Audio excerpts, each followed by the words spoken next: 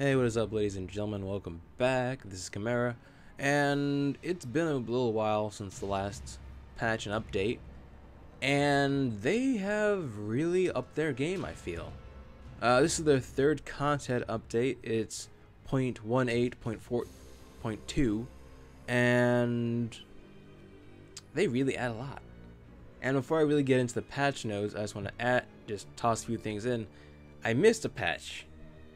I did in fact miss a patch, but really all it added was it prettied up the stat screen and added some hot tips. You can actually click on your stats and actually see exactly what they did numbers wise to your character, so strength, agility, and things like that. They also added skills, so passive and active.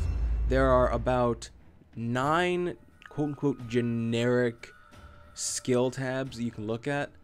They're not wholly generic though, because the first, there's some in there that are prevalent for every single warband, but even in those categories there are some that are unique to that warband. There is a 10th category, and that 10th category is actually it holds like 2 or 3 unique skills, both passive and active skills, that you can just pick from, that are specifically unique to your warband.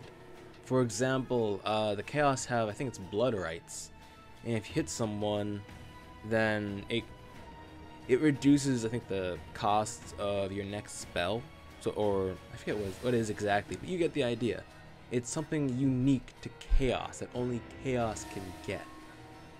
Alright, now that I've quickly gone over what I missed in the last patch, now here's the latest patch notes. This is their third content update, like I said earlier, and they've added a lot of things really. They added possessed mutations.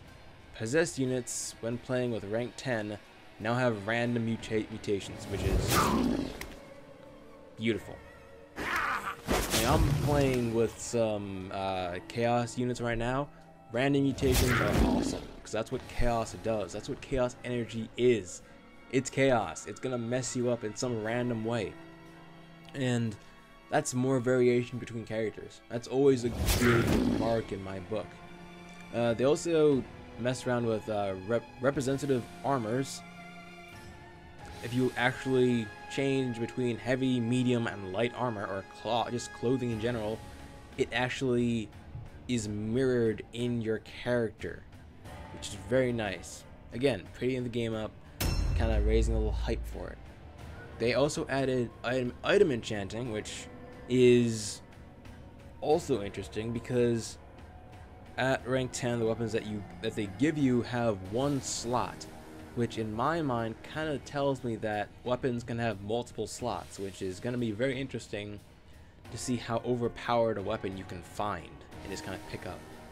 I'm also curious if you can find possessed weapons, because hey, Chaos people, Chaos does that.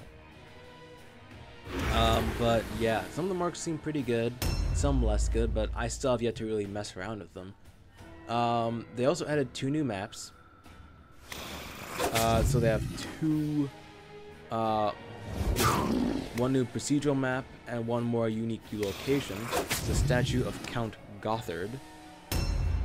You can play with that in skirmish. They added chat, which could be a good thing or a bad thing.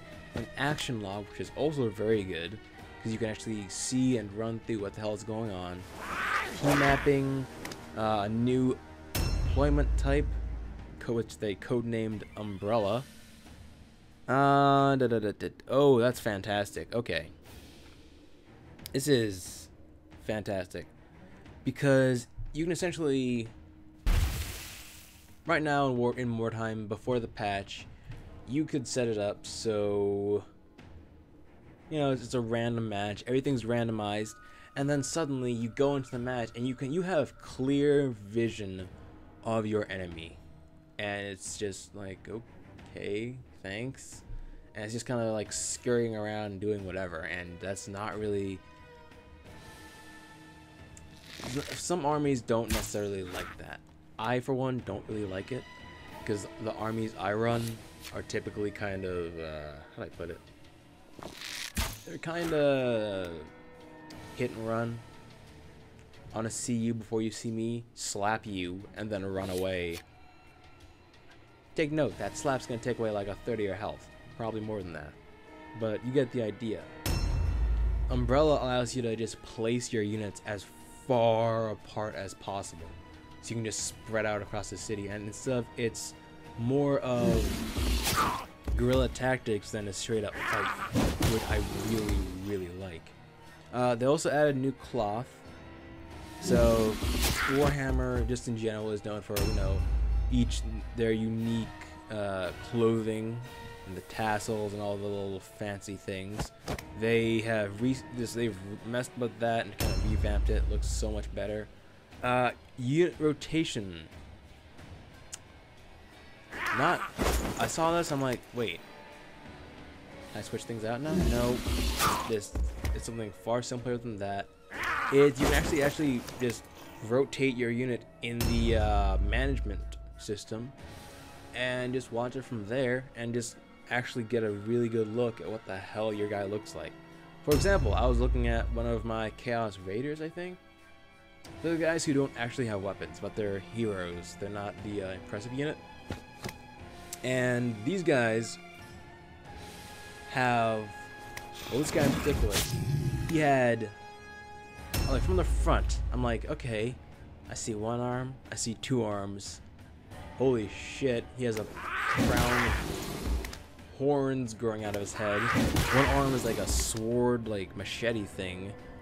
And then I'm looking down his equipment list, I'm like, wait a second, that's another arm. I rotate him, I'm like, growing out of like his back is another arm, and there's like an axe growing out of it. I'm just like, that's so awesome. That's so badass.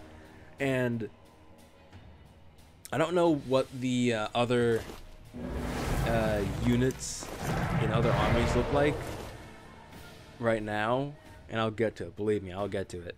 But right now, I'm in love with Chaos. I've always liked Chaos. They've just been really interesting to me compared to the more stale humans. Like, humans to me, like, okay, humans, like Empire of Man, what do you freaking do? Church. The church goers are like, okay, whatever. I've never been really on the holy side of things. I'm either a subhuman or I'm humans who have been corrupted by chaos and they're just more flavorful humans instead of just rah, righteous fury, blah blah, slam slam, okay, what do you freaking do? I've always just thought, and just the chaos and the subhumans, not subhumans, the non-humans, as just more interesting characters. They also have a respec button, so if I'm messing around in the management system, and I will, believe me, there's a respec button. It is only available during early access, which is a good thing, because that would make that kind of defeats the purpose of progression. And once they get progression going, then I'm gonna have a guy that I really want to build. And if I make a mistake, if I grab something, it's like there's no penalty for building your guy. You don't really have to put much thought into it. You can just kind of throw at him or her whatever and be like, oh, whoops, and take it back. And I feel like that is kind of contrary to what games like this are all about. It's planning out, it's thinking, and hopefully not just running head first into a situation without some sort of plan.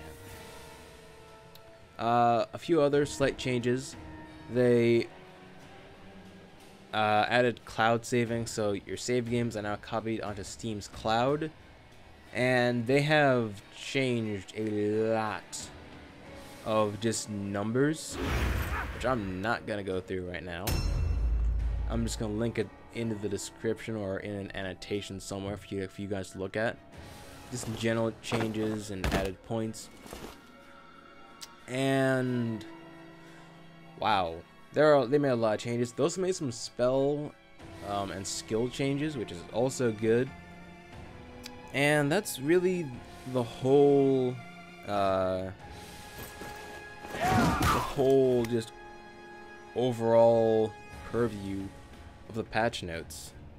And I will be doing a lot of videos, probably each one separately for each warband, to compare their level 0 and their level 10 and kind of see what's different and kind of theory craft about how skills and how their runes and enchantments are going to be going, just how they're going to be implemented later on the road, and how crazy can the random generation get. I hope you guys enjoyed this video, and the gameplay in the background is probably still going on, so if you want to stick around and watch that, please do. If not, I'll see you guys around. Peace.